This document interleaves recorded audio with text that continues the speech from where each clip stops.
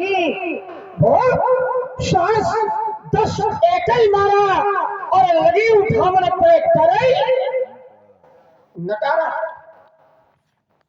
सभी राजा श्रीयत हो गए, श्रीयत भय हार ही राजा और बैठे निज निज जाए समाजा। कहने का तात्पर्य है कि राजा का बल केवल राजाओं के लिए था और राजा तोड़ने गए और राजा श्रीयत हुए तो फिर अपमान भी आज राजनगर के द्वारा केवल राजाओं का होना चाहिए था, न कि धरा के वीरों का। क्या कह रहे थे? वीरों के हाथ में चूड़ियां पहना दी जाए। क्यों? अगर वीरों के लिए अत्याचार होता तो मेरा विश्वास कहता है अभी तक राजा के कार्य की पूर्ति हो गई होती। अगर वीरों ने राजा के कार्य की पूर्ति नहीं की तो क्या यह मान लिया जाए कि पृथ्वी में कोई वीर नहीं है? अरे वीरों के लिए यह कार्य था ही नहीं और अपमान वीरों का किया जा रहा है। अरे और राजा के द्वारा आज श्रद्धा अनुचित कार्य किया जा रहा है। अरे जिस दिन इस पृथ्वी से वीर समाप्त हो जाएंगे तो प्रत्येक व्यक्ति के हाथों में हथकड़ियां लग जाएंगी, पैरों में बेड़ियां पड़ जाएंगी और प्रत्येक व्यक्ति कारागार में डाल दिया जाएगा। ये पृथ्वी उस दिन शासन की ओर चली जाएगी जिस दिन पृथ्वी पर कोई वीर नहीं होगा।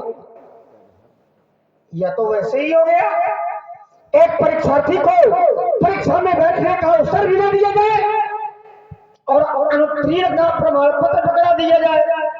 अरे पहले वीरों को इस प्रतियोगिता में भाग लेने का अवसर तो देना चाहिए और अगर अवसर मिलता तो अभी तक कार की पूर्ति हो गई होती, लेकिन आपने विचार नहीं किया और बिना विचारे कर दिया, बिना विचारे वीरों का अपमान कर दिया। क्यों? मैंने तो सुना था मिथिला का ज्ञानी एक राजा, मिथिला समाज के मध्य में मिथिला का अधिष्ठाता एक योगी है, एक ज्ञानी है। तो फिर कहां गया राजा का ज्ञान? कहां गया राजा का योग?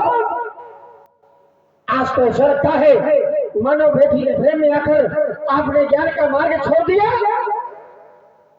बेटी के प्रेम में आकर आपने योग का मार्ग छोड़ दिया और ज्ञान के मार्ग में चल पड़े।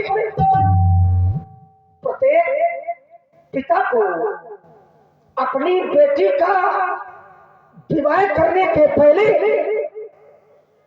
4 बातों का ध्यान रखना पड़ता है। कौन कौन? जो घर सबसे पहले पिता को घर देखना है, घर हमारी बेटी के योग्य है या नहीं है। और जब घर बेटी के योग्य मिल जाए तो फिर बर देखना है, बर हमारी बेटी के अनुकूल है या नहीं है। और जब बर भी बेटी के अनुकूल प्राप्त हो जाए तो फिर कुल की ओर ध्यान देना है। कुल में कोई कलंक का टीका तो नहीं लगा, कुल पवित्र है या नहीं है। और जब कुल भी पवित्र मिल जाए तो फिर अपना धर्म कहता है, पिता का धर्म कहता है कि बेटी की इच्छा को जानना चाहिए। और जब सभी बातें अपने अनुकूल मिल जाए तो सिद्धांत कहता है घर पर कुल हो अनुपा तो फिर करिए विवाह सुता अनुपा। लेकिन आज ऐसा नहीं किया, आपने विचार नहीं किया